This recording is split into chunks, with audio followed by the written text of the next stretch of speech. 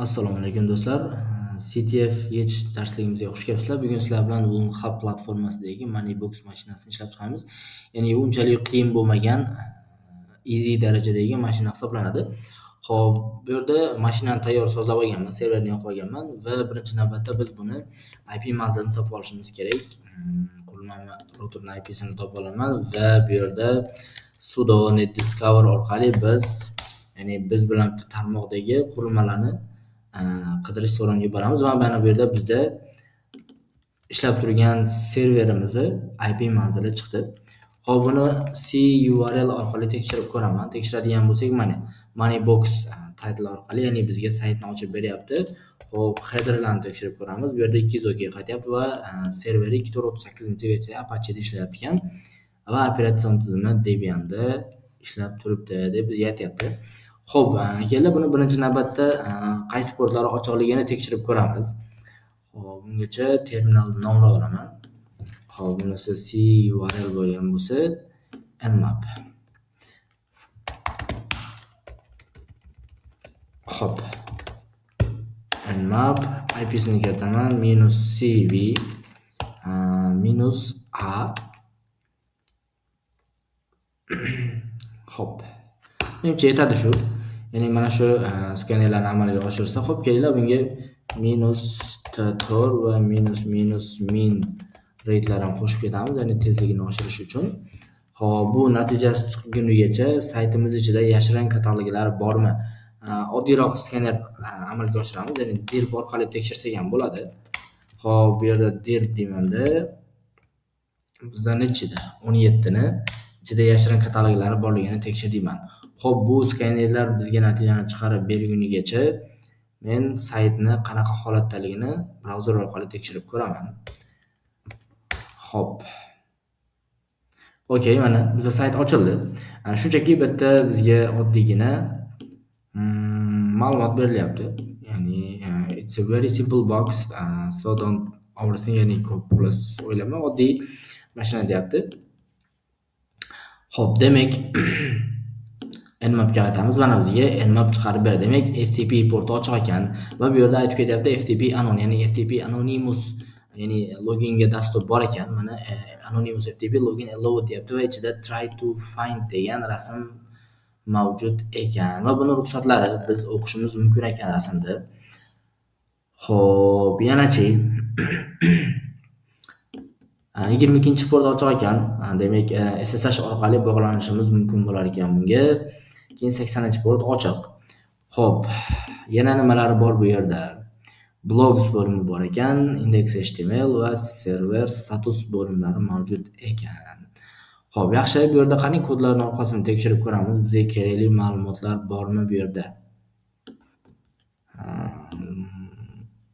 Ba'zi holatlarda o'sha CTFlarda ishlayotganingizda kodni, ya'ni orqa tarafiga ham turli xil flaglarni yashirib ketgan bo'lishi mumkin. Shuning uchun iloji boricha kodning orqasini va har bitta ma'lumot saqlanishi mumkin bo'lgan ehtimolga yaqinroq bo'lgan har bitta qismini tekshirib chiqish kerak bo'ladi. Bizda blogs bo'limi bor edi. Kirib ko'ramiz. Mana bu yerda aytayaptiki, I already hacked this box dedi. Ya'ni bu xuddi allaqachon buzib bo'lganman deyapti. Ya'ni bizga agar keyingi bosqichga o'tishing uchun deyapti, sen plus hint xohlaysanmi deyapti. Hint nima deydi? Qanaqadir yordam o'xshagan narsa. Bitta qaranglar.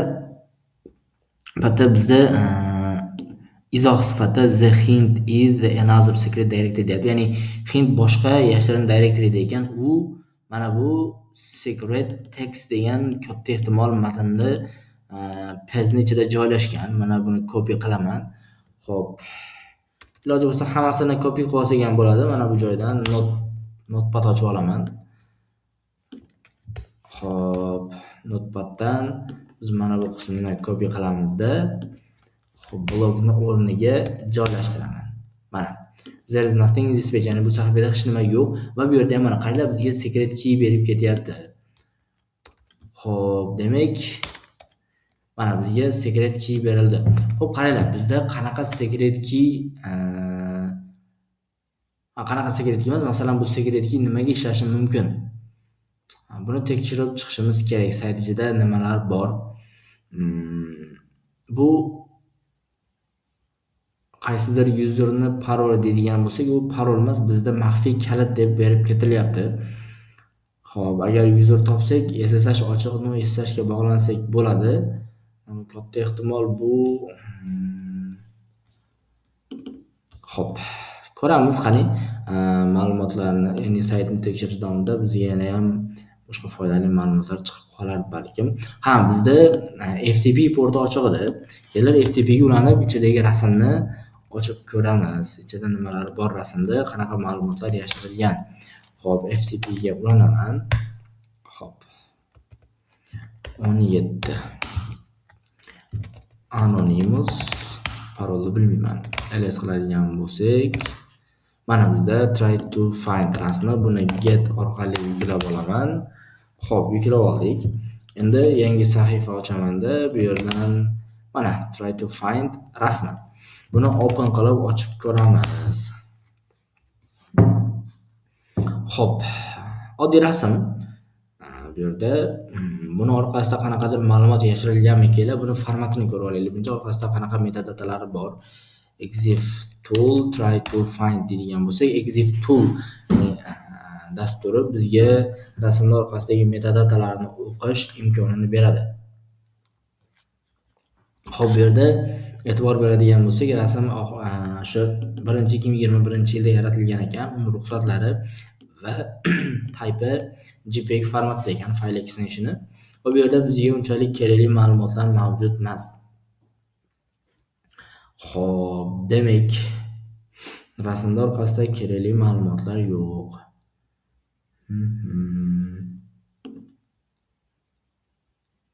Bizda yana strings bormi?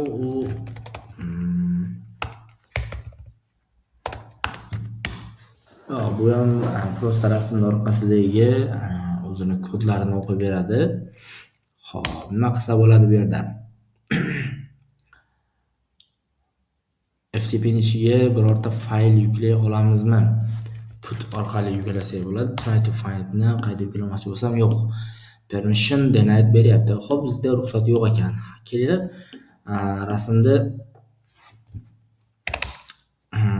orqasida yashirilgan metadatalarni o'qiy oldik, lekin bizda hech qanaqa ma'lumot bu yerda yashirilmagan deyapti. Mana shu yerda qaranglar.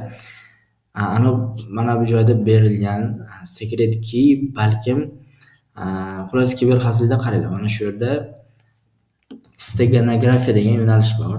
Steganografiya. Mana steganografiya bu maxfiy ma'lumotlarni shifrlash o'rniga ularni oddiy fayllar, masalan rasm, video yoki audio ichiga yashirish usuli deyapti. Ya'ni bu sohada axborotlarni o'zi maxfiy saqlanmaydi, balki uni mavjudligi butunlay yashirinadi deb aytib ketadi. Demak, qaranglar, mana shu yerda rasmda orqasiga qanaqadir ma'lumot yashirilgan bo'lishi mumkin va ma'lumot yashirilgan bo'lsa, katta ehtimol u parollangan bo'ladi. Biz topgan mana bu joydagi secret key mana shu rasmni paroli hisoblanadi. Xo'p, buning uchun bizda stack hide degan dastur bor. Agar yo'q bo'lsa, sizda buni sudo apt install qilib o'rnatib olishingiz kerak bo'ladi va mana shu yerda qaranglar, -help qilaman va mana stack hide ni ishlatish uchun qo'llanmani chiqarib berdi. Va bu yerda ikkita asosiy bo'limi bor.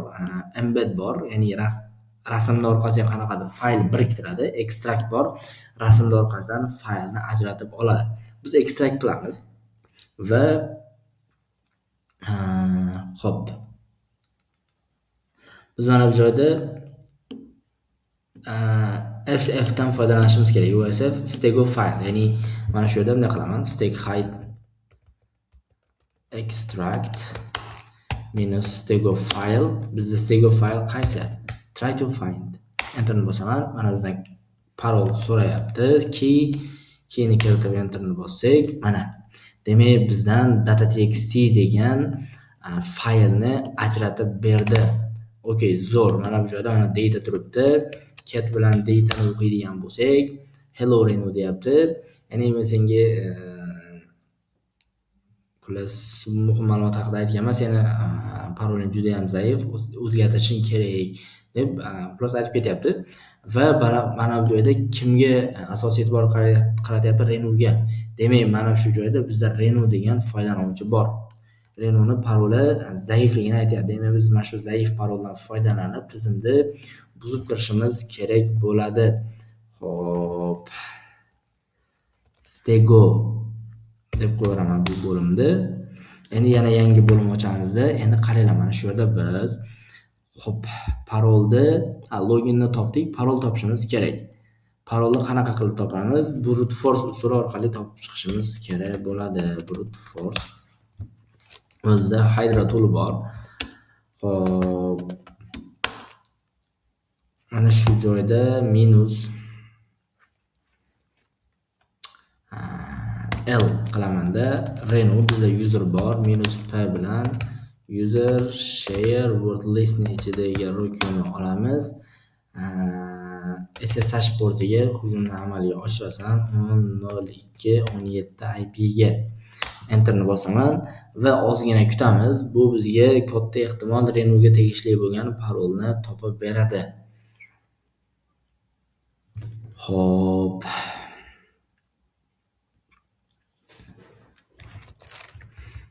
Bu natija chiqargunigacha kelar bizda FAF ham bor. Qo'shimcha mana shundan foydalanib saytda subdomenlar bormi yoki yo'qmi tekshirib turamiz. Balkim sayt ichida subdomen bo'lsa, subdomenda ham qanaqadir maxfiy ma'lumotlar yashirilgan bo'lishi mumkin. FAF orqali mana bu yerda wordlist kirityapmiz va hostga subdomen topish so'rovini berib ketyapmiz. Bitta 110 mingtadan ortiq wordlist bor, bitta solishtirib chiqadi.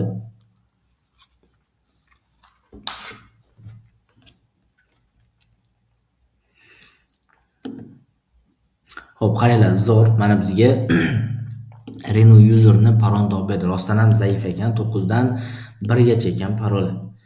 Va SSH orqali endi bemalol tizimga bog'lanishimiz mumkin. Xo'p, bu natija chiqqunigacha biz SSH orqali yangitdan tizimga bog'lanib turamiz. Xo'p. SSH ulanaman, qaranglar. SSH Xo'p, SSH deyman, userim nomi Renu kuchukcha 10.02.17 enterni bosamiz. Yes, paroli mana nihoyat biz Renu useriga muvaffaqiyatli ulandik. Qo'ymay qiladigan bo'lsam, Renu IT qiladigan bo'lsak, mana 1001. Xo'p, qanaqa userlar bor? Ko'ramiz. Xo'p, qani bizda userlar ro'yxatini chiqaradigan bo'lsak, Lily user bor ekan, Renu bor ekan, 1001. Ikkala user bor ekan, xolos. Kelar, qaysi userda root huquqi bor? Hech qaysi userda root huquqi mavjud emas ekan. Xo'p.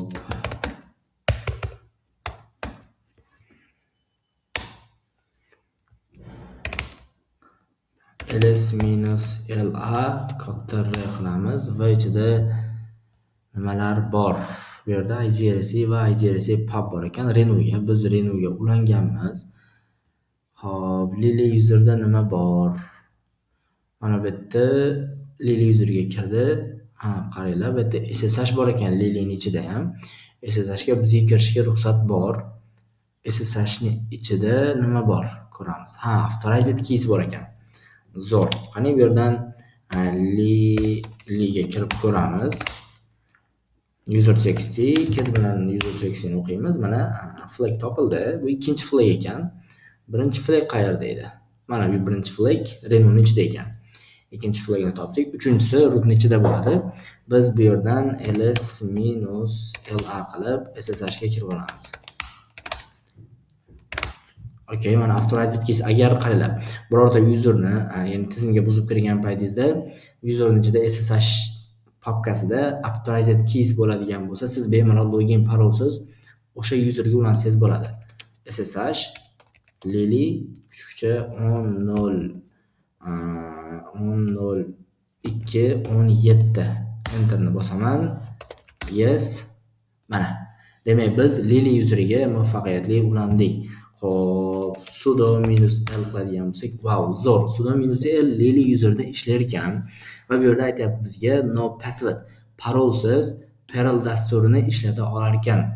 Ya'ni bemalol root huquqi bo'lmagan holatda ham lili yuzerimiz Perl dasturini ishlatishga ruxsati bor, parolsiz. Endi nima qilamiz? Shu yerda GTF Open saytiga kiraman va qidiruvga Perl deb yozamiz. Chiqdi. Xo'p. Bizda root huquqiga o'tkazib berish kerak.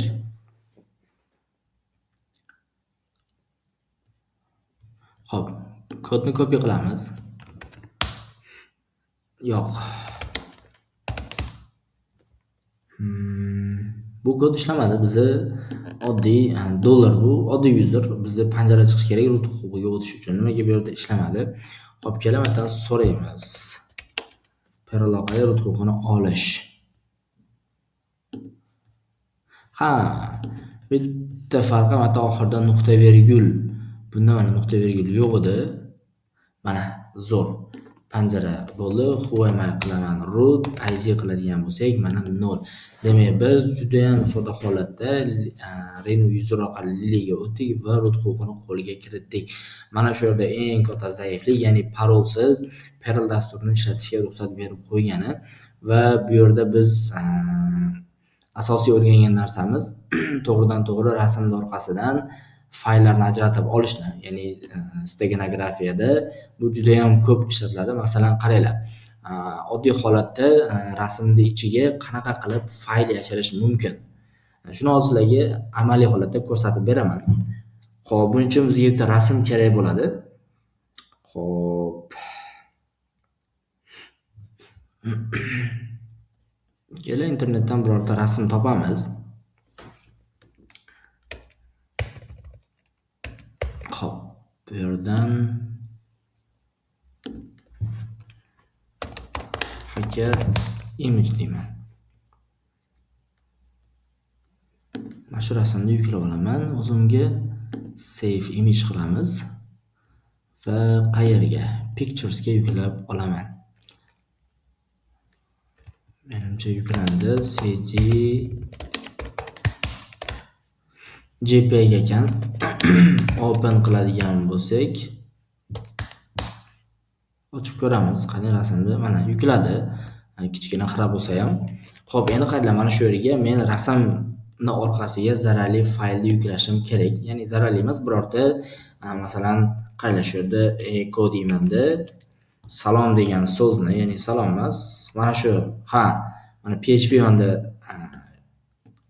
RSA oladigan zararli kodni shell PHP ga yozib olaman. Xo'p, xatolik berdi.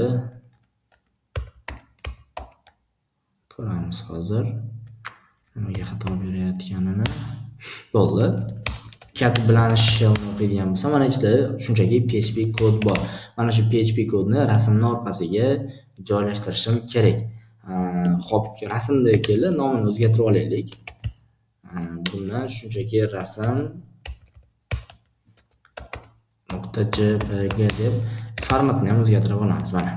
Xo'p, demak, qaranglar, mana shu yerda birinchisida stack hide deyman. Stack hide va mana shu yerda embed deymiz. Embed va bu yerda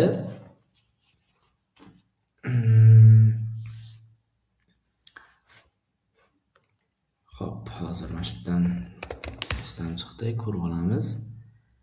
Birinchi embed file va cover file.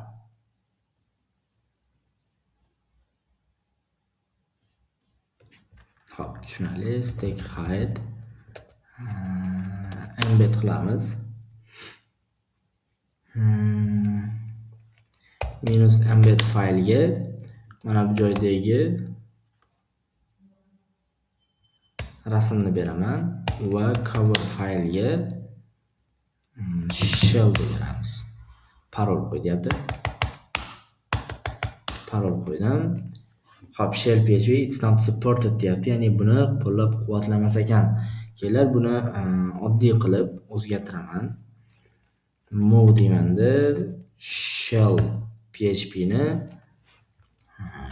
file.txt ga o'zgartiraman. Bo'ldi.